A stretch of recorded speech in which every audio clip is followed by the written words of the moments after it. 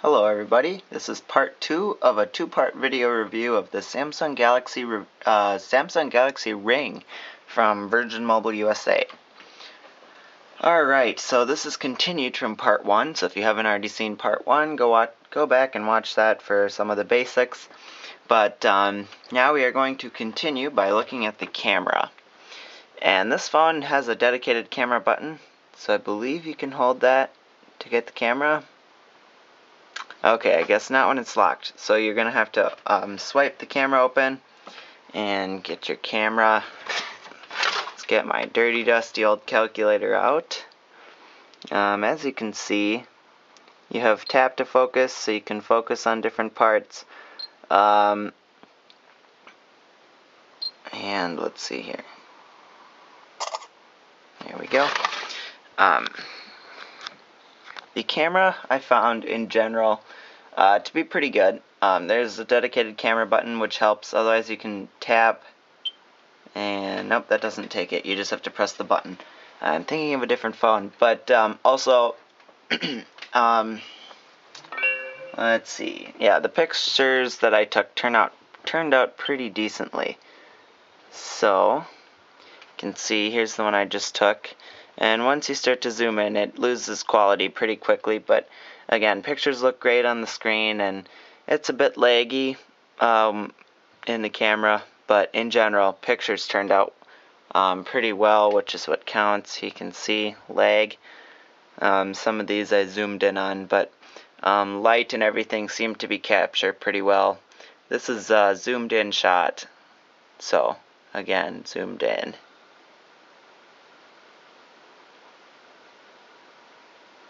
And I will upload some of these to the Facebook page, facebook.com/funzierone for you to check out.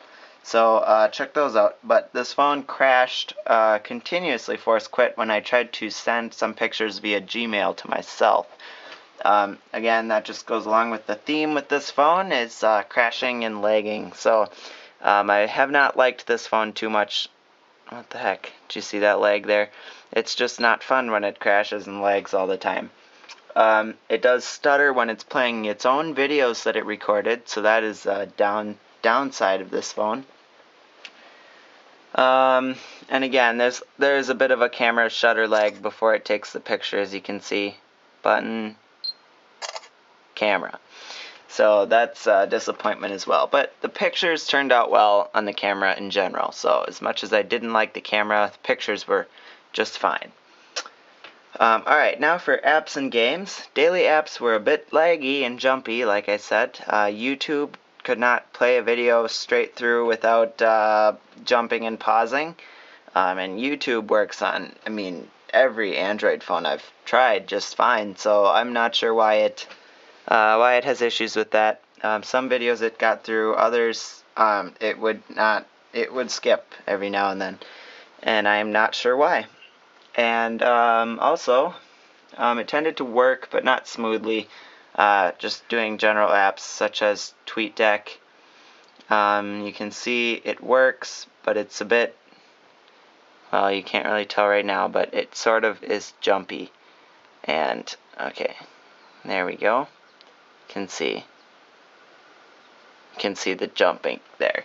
I don't get that on most phones, and here, it took me twice to get it to go back to the home screen. So again, things like that just make this phone not fun to use, and there are better options on Virgin Mobile. The Reverb was a lot better, the Victory a lot better. And now let's check out Temple Run 2. Downloaded it, I have not played it yet.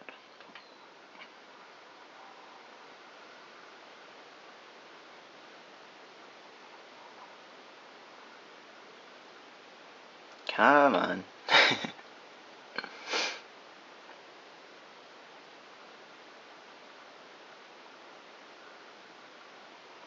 There we go. Oh yeah, really jumpy. Look at that. You can see the little jumps in there. This is not the fanciest game you'll find. I don't know why. It really shouldn't be jumpy. Now it seems to be working alright.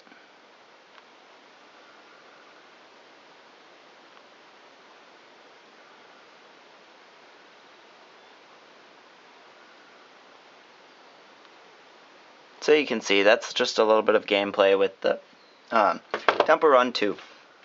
Alright, now we are going to check out Quadrant Standard here.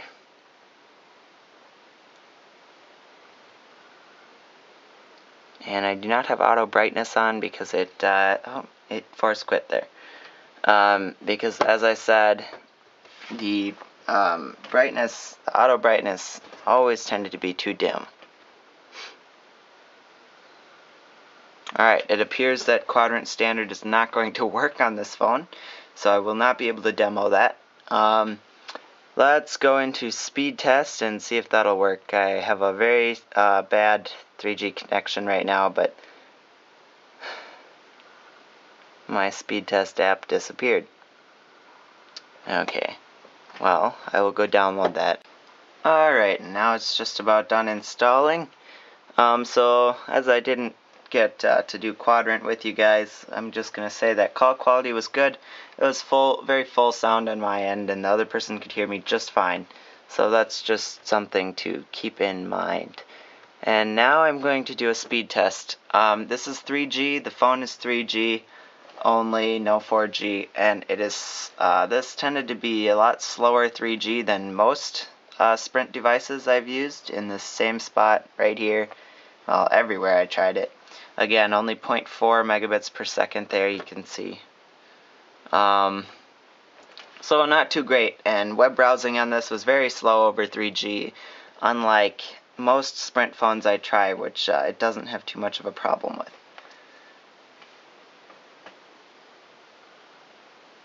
And also sometimes the connection would not work unless I put it in airplane mode and took it back off or did a restart. So again, there's some bugginess in this phone with the internet as well. And here it's not going to finish, I don't think. So, in conclusion, this phone is not what I expected. I expected a decent phone that, I mean, Samsung's a pretty good name, and the Galaxy lines are typically pretty decent, but the Samsung Galaxy Ring, again, it did not perform up to standards. Any $180 phone from Virgin Mobile even should be able to run with generally not much lag and not crash continuously for different applications and stuff like that. So there's way too much lag, way too much waiting around for this phone to work, and way too much just not working in general. So I would have to not recommend this phone to anybody at all.